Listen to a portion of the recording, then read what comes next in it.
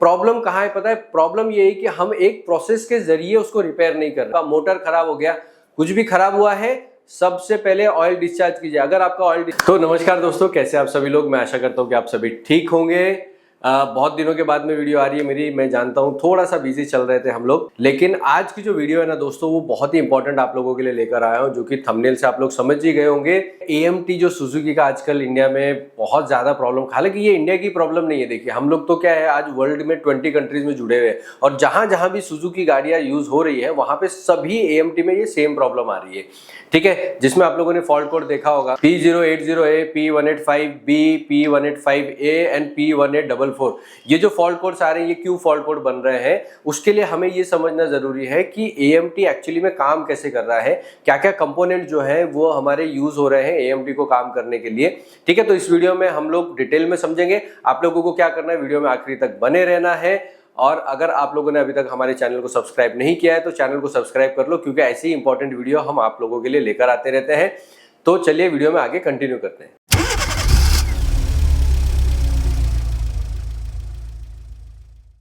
तो देखिए दोस्तों, सबसे पहले जो है ना, हमें समझना पड़ेगा कि AMT मतलब एक तरीके से अगर देखा जाए तो सुजुकी ये कह रही है कि ये ऑटोमोटिव ट्रांसमिशन है, ऑटोमेटिक ट्रांसमिशन है, लेकिन ये एक्चुअली में AMT का मतलब होता है ऑटोमेटिक मैनुअल ट्रांसमिशन। यानी जो गियर बॉक्स है आपका, वो समझ लीजिए वो मैनुअल ही है, उसमें कोई भी मेजर लेवल पे चेंजेस नहीं किए जाते हैं। आपका जो क्लच होता है और आपका जो शिफ्टर होते हैं, अब शिफ्टिंग जो है उसको ऑटोमेटिक किया गया है यहाँ पर। तो उसी लिए हमें इस चीज का ध्यान रखना है कि ये फुल्ली ऑटोमेटिक गियर बॉक्स नहीं होता है, ये ऑटोमेटिक मैनुअल ट्रांसमिशन है, यानी मैनुअल गियर है, बस शिफ्टिंग जो है आपकी वो ऑटोमेटिकली की जा रही है। तो अगर हम लोग इसके पार्ट्स के बारे में बात करें तो सबसे पहले एक लगा हुआ होता है इलेक्ट्रिक मोटर, उसके बाद आता है आपका हाइड्रोलिक पंप और एक एक्यूमुलेटर होता है। अब देखिए ये जो पूरा का पूरा सिस्टम है, ये इलेक्ट्रो हाइड्रोलिक सिस्टम कह सकते हैं हम लोग इसको, जिससे कि आपकी शिफ्टिंग को मैनेज किया जाता है। अगर हम लोग और थोड़ा डिटेल में समझे, आप जानते हैं कि किसी भी हाइड्रोलिक सिस्टम, अगर इलेक्ट्रो हाइड्रोलिक सिस्टम है तो उसके लिए सोलेनॉइड का इस्तेमाल होता है। तो कंट्रोल सोलेनॉइड्स होती है, select control pistons, clutch control pistons होते हैं, shift shaft, shift control piston, ये पूरी की पूरी असेंबली होती है। अब होता क्या है, जब भी आपका ट्रांसमिशन कंट्रोल मॉड्यूल इनपुट लेता है ECM से और व्हीकल स्पीड यानी ABS से लेता है, उससे वो शिफ्टिंग डिसाइड करता है।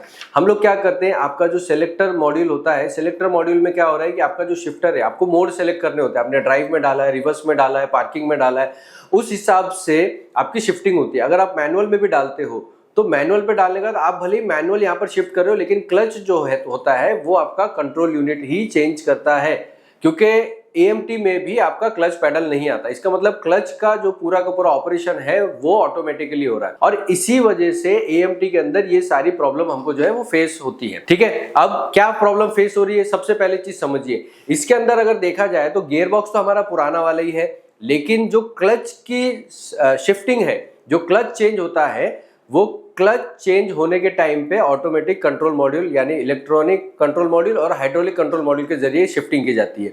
और इसीलिए जब आप क्लच की सर्विस करते हैं या आपको गियर की सर्विस करनी होती है, तो इसमें आपका जो पिस्टन होता है, वो पिस्टन पूरे के पूरे ऑयल को वापस से मास्टर सिलेंडर में लेके जाना जरूरी होता है, और इसीलिए आपको स्कैनर के जरिए ऑयल को डिस्चार्ज करना होता है। अब नॉर्मली टेक्नीशियन को इसकी जानकारी होती नहीं है, और इसलिए वो क्या करते हैं, वो सिंपली अपने बिना सोचे समझे ऑयल को नीचे से ड्रेन कर देते हैं, क्लच खोल लेते हैं।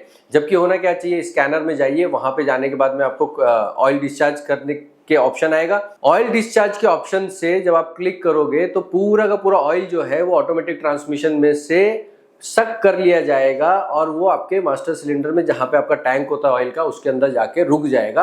अब होता क्या है, ना तो गियर बॉक्स में ऑयल है, ना ही क्लच में ऑयल है। इसके बाद आप क्लच सर्विस कीजिए, क्लच चेंज कीजिए, गियर सर्विस कीजिए, गियर चेंज कीजिए, आप कंट्रोल मॉड्यूल चेंज कीजिए, कुछ भी करेंगे आपको कोई प्रॉब्लम होने वाली नहीं। लेकिन टेक्नीशियन ये कर नहीं पाते हैं, जिसकी वजह से एंड ऑफ द डे उन्हें प्रॉब्लम फेस होती है। अब देखिए क्या होता है, जब आप ऑयल को वहां पर रहते रहते ही चेंज कर देते हो, यानी क्लच उतार लेते हो, तो पूरा का पूरा सिस्टम जो है ना वो लर्न नहीं कर पाता है और सर्विस मोड पे नहीं जाता है। और अगर वो सर्विस मोड पे नहीं गया तो फिर जब आप क्लच लगा देते हो उसके बाद में भी शिफ्टिंग करेक्टली होती नहीं है, आप लर्निंग करने का ट्राई करते हो, लर्निंग भी प्रॉपरली नहीं हो। ठीक है, तो इसके क्या कारण है उसको थोड़ा सा डिटेल में समझ लेते हैं।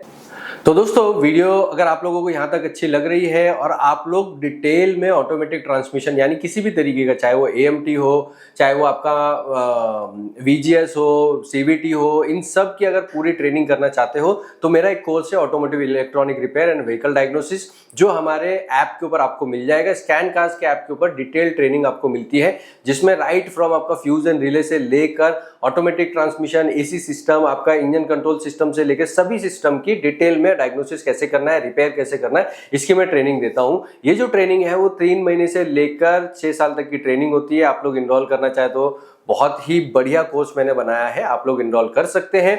ज्यादा जानकारी के लिए आप लोग स्क्रीन पे दिए गए नंबर पर कॉल कर सकते हैं। डिस्क्रिप्शन पे मैंने अपने ऐप का लिंक दिया हुआ है, आप वहां से ऐप डाउनलोड कीजिए, क्योंकि हमारे ऐप पे सिर्फ ट्रेनिंग ही नहीं, सर्विस मटेरियल भी मिलता है आपको, जिसमें वायरिंग डायग्राम है, ट्रबल शूट डेटा है, इस तरीके के और 6 से 7 सर्विस मटेरियल भी वहां पे आपको मिल जाते हैं, वो भी लाइफ टाइम वैलिडिटी के साथ में। तो चलिए वीडियो में आगे कंटिन्यू करते हैं। तो दोस्तों चलिए हम लोग समझ लेते हैं कि एक्चुअली में इसमें प्रॉब्लम आ क्या रही है। देखिए, जब भी इलेक्ट्रॉनिक कंट्रोल सिस्टम होते हैं या हाइड्रोलिक कंट्रोल सिस्टम होते हैं, इसमें बहुत सारे छोटे छोटे अलग कंपोनेंट्स का भी इस्तेमाल किया जाता है।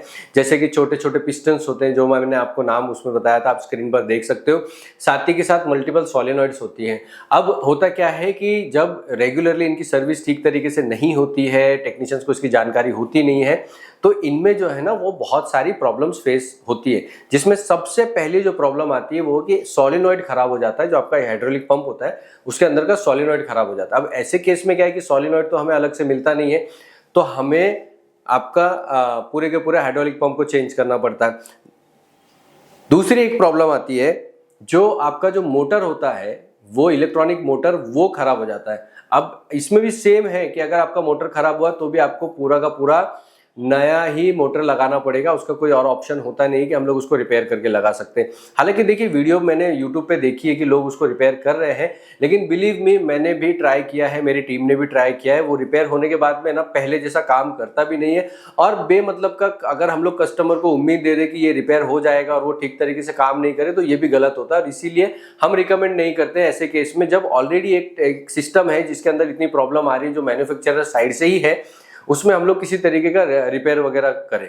ठीक है, तो वहां पे भी ये चेंज ही होता है। अब इसके बाद जो तीसरी एक बड़ी प्रॉब्लम आती है वो होता है कंट्रोल मॉड्यूल। कंट्रोल मॉड्यूल जो इलेक्ट्रॉनिक कंट्रोल मॉड्यूल है हमारा, जिसको हम TCM कहते हैं, TCM खराब हो जाता है। और TCM एक इलेक्ट्रॉनिक कंट्रोल सर्किट है, तो TCM खराब होता है शॉर्ट सर्किट की वजह से, कई बार ठीक से काम नहीं कर रहा है, ये भी एक प्रॉब्लम आती है। तो ऐसे में ये एक प्रॉब्लम है। तीसरी जो प्रॉब्लम आती है वो आती है पूरा गियर बॉक्स, यानी कि आपका जो गियर बॉक्स में प्रॉब्लम आती है, गियर स्लिप होने की, गियर खराब हो जाने की, ऑयल स्लज जमा हो जाने की, ये सारी प्रॉब्लम इसके अंदर आती है AMT के अंदर, जो किसी भी गियर बॉक्स के अंदर आती है। ऐसा नहीं है कि ये सिर्फ इसी गियर बॉक्स में आएगी। तो इसी वजह से हमें बस ये ध्यान रखना है कि जैसे बाकी किसी भी गियर बॉक्स के अंदर प्रॉब्लम आ रही है, इसमें भी वही सेम प्रॉब्लम आ रही है। बस फर्क ये है कि सुजुकी के अंदर जो काम करने का तरीका है वो थोड़ा सा डिफरेंस है, यानी कि कंपैरेटिवली दूसरे जो गाड़ियां हैं उनके मुकाबले ये बहुत ज्यादा डिफरेंट है। तो उसको ही हम लोग थोड़ा सा समझेंगे यहाँ। सबसे जरूरी क्या है, जब भी आपको ऐसा लगे कि गाड़ी के अंदर ऑटोमेटिक ट्रांसमिशन यानी AMT की प्रॉब्लम आ रही है आपको सुजुकी में, सबसे पहले आपको देखिए फॉल्ट देखना है। फॉल्ट किस रिलेटेड है उसको समझिए। अगर आपका क्लच रिलेटेड है तो उसके लिए आपको काम अलग करना पड़ेगा। गियर रिलेटेड अगर आ रहा है तो उसके लिए आपको काम करना पड़ेगा अलग। ठीक है, अब नॉर्मली जो है ना लोग क्या कर रहे हैं, P080A, इन सारे जो फॉल्ट कोड है, P0, P1855, P1844, P185B, P185A, ये सारे जो फॉल्ट कोड्स है ना, इस पे ज्यादा जो है ना जोर दे रहे हैं। क्यों? क्योंकि ये जो फॉल्ट बनते हैं वो एक्चुअली में प्रॉब्लम सॉल्व होने के बाद में बनते हैं, जब लर्निंग नहीं होती है। ठीक है, तो आपको क्या करना है, सिंपली बस एक चीज देखिए कि जब भी गियर बॉक्स के अंदर प्रॉब्लम आ रही है, आपके ऑटोमेटिक ट्रांसमिशन रिलेटेड कोई फॉल्ट आ रहा है, तो वो फॉल्ट को ध्यान से समझिए कि वो फॉल्ट किस बारे में है। अगर वो क्लच रिलेटेड फॉल्ट है या किसी और तरीके का फॉल्ट है, तो पहले उसको रिपेयर करने से पहले सबसे पहले आपको क्या करना है, स्कैनर के अंदर जाना है। वहां पे आपको एक ऑप्शन मिलेगा जो होता है आपका डिस्चार्ज ऑयल। ठीक है, आपने सबसे पहले डिस्चार्ज ऑयल करना है, यानी कि गियर बॉक्स के अंदर जितना भी ऑयल है उसको आपको सक बैक करना है, यानी पूरा का पूरा खींच लेना है जिससे कि वो टैंक में भर जाए। जब ये टैंक में भर जाएगा तो उसके बाद में आपको क्या करना है कि आपने क्लच की सर्विस अगर करनी है तो क्लच की सर्विस कर लीजिए। अब यहाँ पे एक चीज और इंपॉर्टेंट है, अगर आप कंट्रोल मॉड्यूल को डिस्कनेक्ट करने वाले हो, वायर्स हटाने वाले हो, केबल हटाने वाले हो, किसके, AMT के, तो उस केस में बैटरी के नेगेटिव टर्मिनल को निकाल के रखिए। This is very important. और नेगेटिव टर्मिनल को निकाल के व्हाइट टेप से टेप कर दीजिए। इसके बाद अगर आप कंट्रोल मॉड्यूल हटाएंगे या बहुत सारे वायर वगैरह भी हटाएंगे तो भी कोई नया फॉल्ट आपका बनेगा नहीं। सबसे पहले क्या किया, डिस्चार्ज कर लिया। डिस्चार्ज करने के बाद में आप सिंपली ये सारे के सारे जो केबल है उनको डिस्कनेक्ट कर दीजिए। और डिस्कनेक्ट करने के बाद में आपको क्या करना है कि जो भी आपका प्रोसेस है, यानी आपको गियर पे प्रॉब्लम लग रही है तो गियर को रिपेयर कर दीजिए, आपको क्लच में प्रॉब्लम लगी है क्लच रिपेयर कर दीजिए या रिप्लेस कर दीजिए, जो भी आप करना चाहें वो इजीली आप कर सकते हैं। ठीक है, इसके बाद में जब आपने पूरा का पूरा चेंज कर लिया, रिपेयर वर्क कर दिया, रिपेयर वर्क करने के बाद में आपने सारे कंट्रोल मॉड्यूल को, बैटरी का वायर अभी तक लगाना नहीं है आपको, आपने सारे के सारे कंट्रोल मॉड्यूल को ठीक से उनकी जो वायर्स है उसको इंस्टॉल करना है, यानी हार्नेसेस को ठीक तरीके से लगाना है। वो लगाने के बाद में फिर आपने बैटरी लगानी है, यानी कोई भी पार्ट खुला हुआ नहीं होना चाहिए बैटरी लगाने से पहले। उसके बाद जब आपने बैटरी नेगेटिव टर्मिनल कनेक्ट कर दिया, इग्निशन ऑन कीजिए। सेल्फ नहीं मारना है, बिल्कुल भी सेल्फ मत मारिए। इग्निशन ऑन कीजिए, स्कैनर लगाइए। स्कैनर लगाने के बाद में देखिए फॉल्ट क्या बना। फॉल्ट क्या बना, उस फॉल्ट के हिसाब से फॉल्ट को डिलीट कीजिए, क्योंकि पहले भी आपके फॉल्ट होंगे हिस्ट्री वाले, उनको डिलीट कीजिए और फिर सेल्फ मारिए। एंड सेल्फ मारने के बाद में आपने देखना है गाड़ी चालू हो रही है और बंद करके फिर देखिए कोई और फॉल्ट कोड बना क्या। अगर आपका फॉल्ट ग्रिड लर्निंग वाला बन रहा है या आपके क्लच पोजीशन नॉट लर्न वाला दिखाई दे रहा है तो उस केस में आपको सिंपली कैलिब्रेशन करना पड़ेगा। और कैलिब्रेशन करते ही प्रॉब्लम सॉल्व हो जाएगी और आपको कुछ भी नहीं करना पड़ेगा, बिलीव मी। क्योंकि प्रॉब्लम कहाँ है पता है, प्रॉब्लम ये है कि हम एक प्रोसेस के जरिए उसको रिपेयर नहीं कर रहे हैं, इसलिए हमें प्रॉब्लम का सामना करना पड़ रहा है, जो कि जब हम रिपेयर कर लेते हैं उसके बाद में गाड़ी फंस जाती है। ठीक है, एज ए टेक्नीशियन हमें कोई प्रॉब्लम नहीं है, लेकिन प्रॉब्लम ये है कि हमें एक प्रोसेस जो होता है ना, प्री रिपेयर प्रोसेस, वो प्री रिपेयर प्रोसेस जो है वो हमें नहीं बताया गया है। मैंने आपको बता दिया, अगर इस प्रोसेस को आप लोग फॉलो करोगे तो बिलीव मी आप मारुति के AMT में कभी भी फंसने वाले नहीं हो। देखिए मैंने यहाँ पे क्या है ना, आप लोगों को फॉल्ट कोड के चक्करों में नहीं फंसाया कि ये वाला फॉल्ट कोड आ रहा है तो ये कीजिए, ये वाला फॉल्ट कोड आ रहा है तो ये कीजिए, नहीं। देखिए कंपनी का जो ट्रबल शूट डेटा होता है उसके हिसाब से भी हमेशा हर काम को परफॉर्म करने के लिए एक स्टेप्स दिए हुए होते हैं। उन स्टेप्स को अगर हम लोग फॉलो करेंगे तो रिपेयर करने के बाद में कोई भी प्रॉब्लम खड़ी नहीं होती है। यहाँ पे स्टेप्स क्या है, आपको गियर का काम करना है, क्लच का काम करना है, कंट्रोल मॉड्यूल खराब हो गया, पंप खराब हो गया, आपका मोटर खराब हो गया, कुछ भी खराब हुआ है, सबसे पहले ऑयल डिस्चार्ज कीजिए। अगर आपका ऑयल डिस्चार्ज नहीं हो रहा है उस केस में आपका चैलेंज जो है वो दूसरे वाले हो जाते हैं। लेकिन अगर ऑयल डिस्चार्ज हो रहा है, ऑयल डिस्चार्ज करने के बाद में बैटरी नेगेटिव टर्मिनल निकालिए। बैटरी टर्मिनल निकालने के बाद जो भी कंट्रोल मॉड्यूल खोलना चाहते हैं, गियर बॉक्स खोलना चाहते हैं, वो खोलिए, उनको रिपेयर कीजिए, रिप्लेस कीजिए, फिर से रीइंस्टॉल कीजिए, ठीक से सभी कंट्रोल मॉड्यूल के वायर्स को रीइंस्टॉल कीजिए। एंड फिर बैटरी लगाने के बाद जैसे मैंने बताया इग्निशन ऑन करके फॉल्ट चेक कीजिए, उनको डिलीट कीजिए, इंजन स्टार्ट कीजिए, इंजन स्टार्ट करने के बाद में बंद कीजिए। बंद करने के बाद में इग्निशन पे ही आपको फॉल्ट चेक करने, और फॉल्ट चेक करने के बाद में जो भी फॉल्ट कोड आपका बना है, वो ग्रिड लर्निंग का बना है आपका, चाहे वो आपका क्लच पोजीशन लर्निंग का बना हुआ है, उसके हिसाब से आप अपना कैलिब्रेशन को परफॉर्म कीजिए। कैलिब्रेशन का जो परफॉर्मेंस है वो मैं यहाँ पे इसलिए नहीं बता रहा हूँ क्योंकि उसकी तो बहुत सारी वीडियोस हमारे इंटरनेट पे पड़ी हुई है एंड आई एम श्योर आपको आता भी होगा। प्रॉब्लम क्या हो रही है, प्रॉब्लम ये हो रही है कि वो भी नहीं होता है। करने के बाद में लोग मुझे फोन करते हैं कि सर लर्निंग कर रहे हैं लेकिन लर्निंग हो नहीं रहा है, एक बार लर्निंग ले लिया अब गियर अटक गया और ये वाले फॉल्ट कोड बन रहे हैं। ये जो बन रहा है वो इसलिए बन रहा है क्योंकि एक सही प्रोसेस से आप नहीं गए हैं। नेक्स्ट टाइम आपके पास में गाड़ी आए तो आप ये प्रोसेस कीजिए और मुझे कमेंट में आके बताइए कि आपको फायदा हुआ या नहीं हुआ। ठीक है दोस्तों, तो अगर आप लोगों को वीडियो पसंद आई होगी तो वीडियो को लाइक कीजिए, ज्यादा से ज्यादा टेक्नीशियन भाइयों तक शेयर कीजिए। एक इंपॉर्टेंट और बात आप लोगों को बता देना चाहता हूँ, ये एक टॉपिक है जो कि मेरे 103 टॉपिक्स में से है।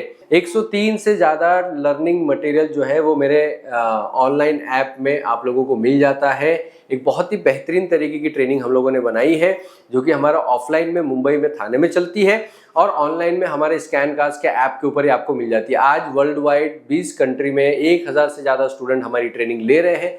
अगर आप लोगों को लगता है कि आप भी हमारी ट्रेनिंग लेना चाहते हो तो सिंपली आप डिस्क्रिप्शन में जाकर आपको लिंक मिल जाएगा, चाहे आप आईफोन यूज करते हो या फिर आप एंड्रॉयड का कोई फोन यूज करते हो, हमारा ऐप दोनों पे चलता है। साथ ही साथ लैपटॉप में भी आप ट्रेनिंग ले सकते हो। और अगर आपको कुछ समझ में नहीं आता है तो आपको स्क्रीन पे मेरे नंबर्स दिखाई दे रहे होंगे, मेरी टीम को कांटेक्ट कीजिए, वो आपको हेल्प करेंगे चूज करने में कि कैसे आप एक बेहतर टेक्नीशियन बन पाते हैं। थैंक यू सो मच दोस्तों, जय हिंद।